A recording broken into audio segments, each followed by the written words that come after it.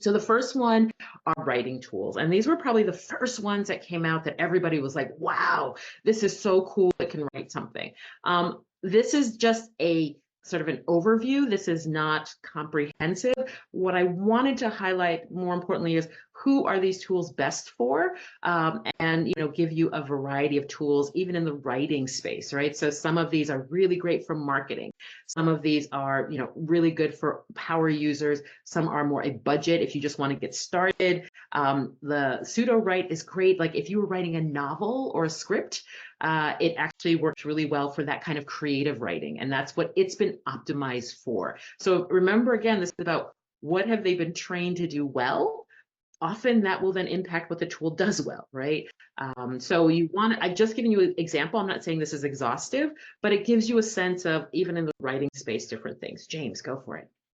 Yeah, one of the things that's challenging sometimes with these tools is they're quite mechanical. So they're built with a standard workflow that kind of says, okay, it's going to take you through a process of how you're doing your writing. And as Rochelle mentioned before, with a lot of this stuff, it's garbage in, garbage out. So if you don't have the right planning and preparation to put the right information to these tools, you're not going to get a great result. So even though they'll do a lot of the mechanical work for you, you still need to have the creative ideas. You need to know what your end objective is, and there's a planning process to start to use them. So they're not a set and forget. You just come in and start using them and they'll just magically do your work for you. You really do need to be thoughtful about how you use them. So it's something, sometimes people lose sight of that when they go, oh, well, this tool can do all my marketing copy. No, it can help you to go and speed up the process, but you still need to do all the planning and preparation and make sure your inputs are right at the beginning. Yeah, Sudo Write, for example, I love using this example, and it's not as common as some of the other ones.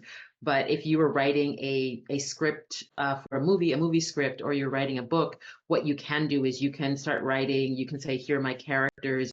Here's start your flow. Even if you're writing a novel, and then if you get stuck, it will look at what you've already written and then sort of try to create new character arcs and things like that. But it still needs something to work with, right, to get started. So it does, all of these tools often need some sort of creative spark to get started. And the more you've thought about what your creative spark is and what you want that outcome to look like, the better these tools are at assisting you and helping you.